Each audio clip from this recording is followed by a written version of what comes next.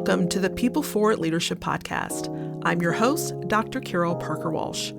As an expert in transformational leadership and human development, and the creator of People for It Leadership, I'm here to help you create thriving, engaged teams and unstoppable leaders. In each episode, we'll explore the strategies and insights that will elevate your leadership impact and drive lasting results. Get ready for a transformative journey filled with actionable steps. Let's go.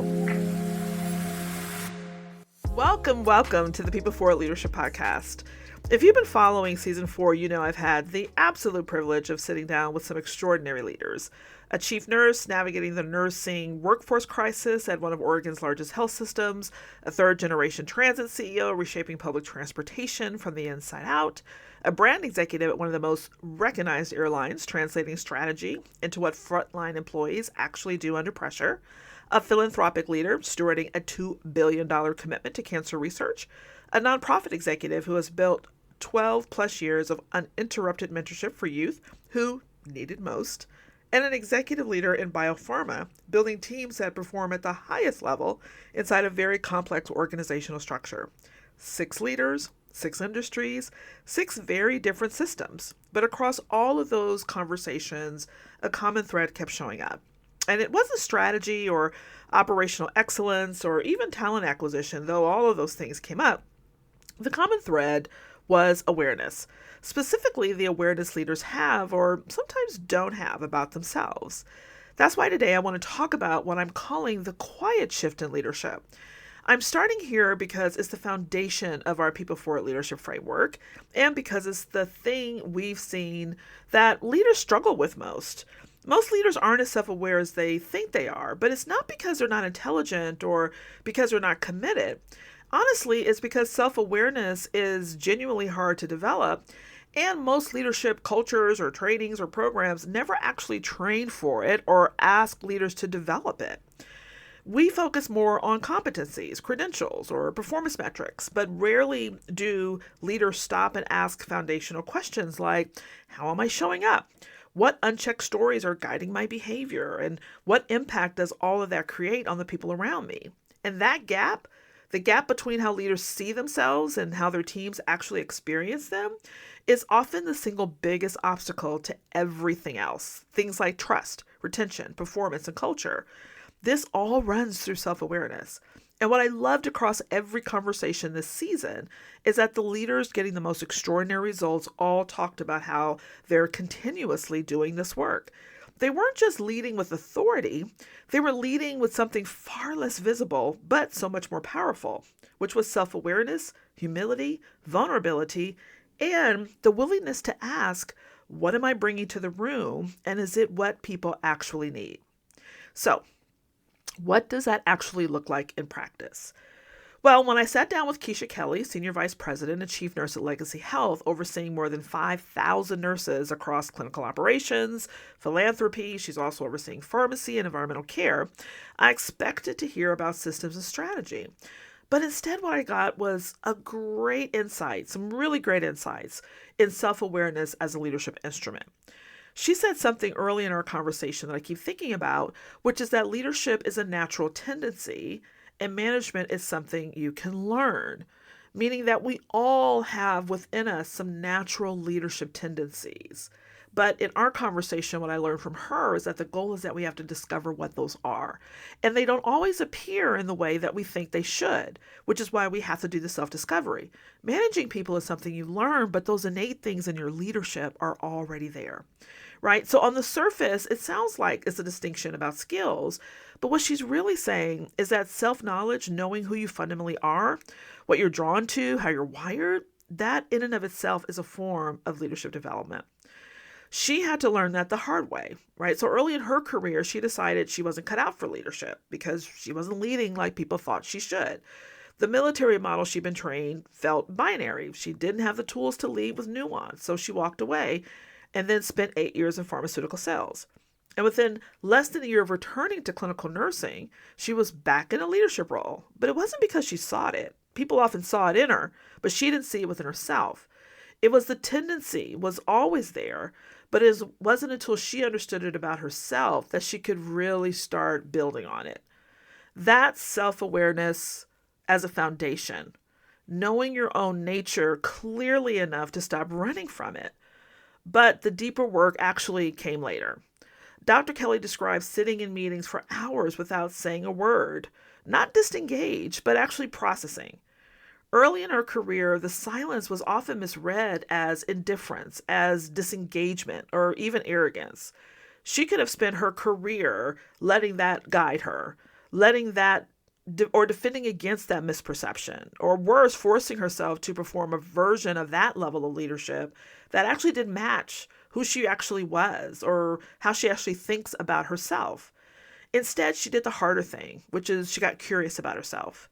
She examined how her introversion showed up, what it looked like to others, where it served her, and where it was creating distance that she really didn't intend. And that examination changed everything about how she led other people. Because once she understood her own processing style, really understood it, she stopped projecting it onto her team. She stopped assuming that the quiet person in the room wasn't contributing the way people thought that about her.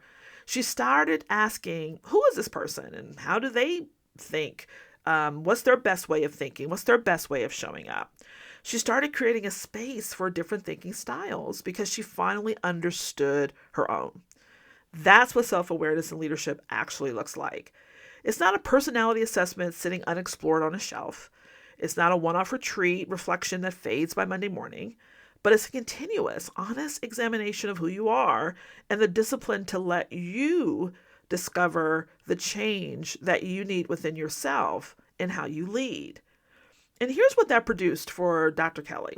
Her team built a coaching model that grew nurse onboarding capacity by 300%. Their 2-year retention rate for nurses sits at 93% in an industry where the national average hovers around 20 to 24%. The pharmacy team she trusted with real ownership transformed a business unit that was losing $3 million a year into one projected to generate close to $40 million. None of that happened because she led just with a strategy document. It happened because a leader did the inner work first. She knew herself well enough to get out of her own way, to trust the expertise of the people around her, and to create the conditions for others to bring their full potential to work. That's the return on investment of self-awareness. Now, Sean Donahue, the CEO of North County Transit District in San Diego, came into leadership with something most leaders never have: a front row seat. He's a third-generation transit CEO. His grandfather led a transit organization, and his father led one too. He grew up going to work with his dad, watching how leaders handled things. He spent family reunions listening to his father and grandfather talk about the industry, what it was for, what it required, how to do it well. If anyone should have walked into leadership fully formed and informed, it was Sean. But he still had significant blind spots. Early in his career, he was so driven to build an excellent team that he didn't see what he was doing to the people outside of it. He was championing his group so hard that others in the organization felt that they didn't belong, like leadership only cared about one corner of the house. A leader finally pulled him aside and told him directly, "You're going about this all wrong. You're isolating people. You're not managing your emotional intelligence in the workplace well." That's the nature of blind spots. They're not visible from the inside, but they require feedback, honest relationships, and most critically, the willingness of you to actually hear what's being reflected back. Sean heard it, and rather than defending himself or moving on, he turned that moment into a practice. His deputy CEO has a phrase he still carries called walk in wisdom. What does that mean? Well, before he walks into a difficult situation, he asks, when have I been in this place before? When did I get this wrong? What did I learn that I could bring forward now? That self-awareness applied in real time, not just as a reflection, but as navigation. And here's an important distinction I think that's worth naming. And that's self-awareness and self-criticism are not the same thing. They're the opposite. Self-criticism asks what's wrong with me, which keeps you stuck in shame. But self-awareness asks, what can I learn from this, which keeps you moving forward? In my work with leaders, the distinction matters enormously because when leaders believe that acknowledging a mistake makes them look weak, when they haven't done that thought management work around it, then the self-reflection can easily turn into self-attack. And that's not growth. That's just a different kind of stuck. A daily self-reflective practice works because it builds the muscle of honest examination without turning inward into criticism. You want to get in the habit of asking yourself, what did I do well? Where did I face challenges? What would I do differently? What did I learn about myself and others? And I want you to notice how these questions are all about curiosity. None of them are condemning. They're designed to build awareness, not to wound you. Sean also made a decision early on that his mistakes wouldn't be private. He told me he stood in front of 300 employees and said, listen, I got it wrong. Here's what I was thinking. Here's where I missed it. What do we do differently now? That's a leader who has done enough self-examination to be secure in his own imperfection. And what that kind of leadership creates in a culture is profound. Permission to be human, permission to fail forward, permission to say, listen, I see something that isn't working, and I trust that naming it won't be used against me. That culture of permission doesn't come from a policy or a value statement, but it comes from a leader who modeled it first. Now, let's take this into a completely different industry. Carla Jeter leads People Forward brand strategy for Delta Airlines, which means her job is translating strategy into what frontline employees actually do on a Tuesday morning at 6 a.m. when everything is moving fast. And when she was first brought in to lead complex initiatives supporting Delta's flight attendants, she made a decision most leaders wouldn't make. She became flight attendant qualified. She worked alongside them, not to prove something, but to understand them. And that decision didn't come from a strategy playbook. It came from a deep self-knowledge. Carla knows fundamentally that she's people first at her core. She genuinely believes that trust, real trust, the kind that makes execution possible, cannot be built from a distance. It has to be earned through proximity and respect for the expertise of the people you're leading. Now, that's not a tactic she read in a book. That's a leader who knows her own values clearly enough to act on them, even when the action is unconventional. Now, it doesn't mean that everyone has to go and get certified in what their people are doing. This is a choice she made to understand what they were experiencing by being in the experience herself. And once she understood the work from the inside out and earned the respect of the flight attendants alongside her, she was able to translate their needs into cross-functional action in a way that simply wasn't possible from a distance. She said it plainly, trust starts with proximity and respect for the expertise around the table. And Carla also knows the shadow side of her strength, which is also an important piece in the framework. We talk about this often, that every strength casts a shadow. And the shadow side, and this comes from Jungian psychology, there's always a shadow side that we don't see. But the shadow side of being a people-first leader is the instinct to also think that you need to be a people pleaser, to want to satisfy everyone, to avoid the uncomfortable decision rather than just make it. Carla named that directly. Her instinct to please often can blur the decisions that need to be made clearly. So she's had to develop the discipline to name constraints out loud, to sequence work intentionally, to say, here's what we're prioritizing and here's what we're not. Now, this is a leader who knows herself well enough to manage the shadow of her own strength. And that same self-awareness drives another practice that she's built into her team culture, one that has nothing to do with managing weaknesses and everything to do with staying in a posture of openness and genuine learning. She created what she calls vulnerable moments in team meetings, a dedicated space where anyone can share what's on their mind, whether it's about work or outside of work. But she always went first. Not because she had to, but because she knows that psychological safety isn't created by announcing it, but is created by modeling it, by being the first one in the room willing to be human. That is self-awareness turned outward, not just to understand yourself, but to build the conditions where your team can bring their full selves to work. And at Delta, where the brand lives or dies in what frontline employees do under pressure, that's not just a culture initiative, but it has become the competitive advantage. Now, Kate Azizi, president of the OHSU Foundation, came to her leadership with a different kind of self-awareness story. Not a moment of correction, but a moment of recognition. Early in her career, Kate was working in financial services. She had a great job. It was stable, respectable, but it was also completely wrong for her.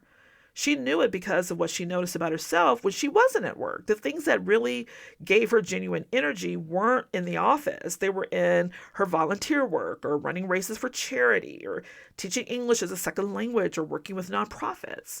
And that contrast between what drained her and what lit her up was data. And she was self-aware enough to act on it. She watched a program on PBS about a hospital initiative helping children, picked up the phone, cold called the person featured in it, and offered to help for free on her lunch breaks and evenings. Not because she had a plan, but because she knew herself well enough to follow what actually mattered to her. And that willingness to act on self-knowledge, even when it requires a pay cut and a leap into the unknown, is what she calls following her North Star. And she's carried that orientation into every leadership decision, including stewarding Phil and Penny Knight's $2 billion gift to the Knight Cancer Institute at OHSU. But Kate is also a people-first leader. She knows the shadow of that strength as well. The instinct to bring everyone along, build consensus, to wait until the moment is perfect. It's called analysis paralysis, which we've all heard of. And she's built a deliberate practice to counter that. Her team's operating principle this year is a single word, bold, B-O-L-D. Not reckless, but bold. Taking smart risks, sharing ideas before they're fully formed, moving forward at 80% rather than waiting for 100%. She told me about a donor who was ready to make a significant gift to a cause OHSU was uniquely positioned to support. But the process of getting the right people in the room, building the right presentation, waiting for the perfect moment took too long. And by the time they were ready, that donor had given the gift to another organization. It was gone. And not because of bad strategy, because good intentions just moved too slowly. Kate carries that story not as a wound, but as a compass. Because self-awareness, according to Kate, isn't just about knowing your strengths and shadows. It's about knowing when your caution is wisdom and when it's fear wearing a very professional disguise and building the discipline to tell the difference. Like, that is powerful. And then there was Danisha Martinez, an executive leader at Genentech, who gave me one of the most practical self-awareness practices I've heard in a long time. Every morning before the day starts, she takes quiet time, a moment to get grounded before she pours into anyone else.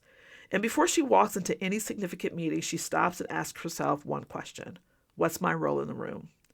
Not what do I want to say, not how do I want to show up. What does the room actually need from me right now? Am I here to listen? Am I here to lead? Am I here to guide? Am I here to push back? Because what she knows about herself, clearly and honestly, is that she's a natural dissenter, and she's wired to question, to challenge, to push. And in some rooms, that's exactly what's needed. But in other rooms, it wasn't what the moment required. And without that pause, without the deliberate act of self-examination before she walked through the door, she would default to her wiring every time, regardless of what the room actually needed. This is the quiet shift in leadership, not changing who you are, but becoming conscious enough of who you already are to choose how to show up and not just reacting from instinct. And then there's her perspective Tracy Rossi, executive director of Friends of the Children, offered to close this conversation. Tracy has led one of Portland's most admired nonprofits for over a decade, 11 consecutive years recognized as the most admired nonprofit in the region, built on a 12-year commitment to youth, no matter what. When I asked her what she learned about herself recently as a leader, she told me about a pen. A friend gave it to her at a girls' trip, and it said, "Take up space." And her first instinct was, absolutely, yes, I will take up space. But as she sat with it, she found herself kind of reworking what take up your space meant. And instead of going with that, she went with create space.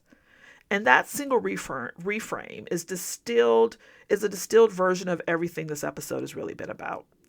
Taking up space is about you as a leader for sure. Your voice, your seat at the table, your right to be present and visible and heard. And that work matters. That is a big part of understanding self and how to show up as self, especially for women and leaders of color who have historically been told to make themselves smaller. But creating space is about what you do with your presence once you have it.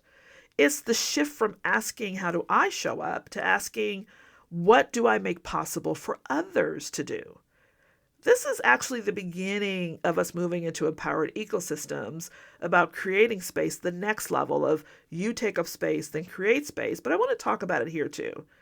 Tracy told me that when opportunities come her way now, board seats, speaking invitations, leadership roles, that her first thought is, I have people who should be considered for this, people who don't have the platform yet. That's self-awareness as it evolves, when you can not only see self, but start to see others. Knowing yourself clearly enough to know when your greatest contribution isn't occupying the space, but opening up space. So let me bring this all together. Because across 6 very different leaders and 6 very different industries, I heard the same thing. Not the same strategy, not the same framework, but the same foundation. Keisha Kelly spent years figuring out that her introversion wasn't a liability. It was a thinking style. And when she finally understood that about herself, she stopped misreading the quiet people on her team and started building cultures where different kinds of minds could do their best work, and the results followed. Sean Donaghy had a front row seat to leadership his entire life and still had a blind spot that someone had to hold a mirror up to show him. He could have defended himself, but instead he turned that into a moment of practice, a walk in wisdom. And then he made his mistakes public, standing in front of 300 employees and saying, I got it wrong. And that vulnerability became the permission his whole culture needed.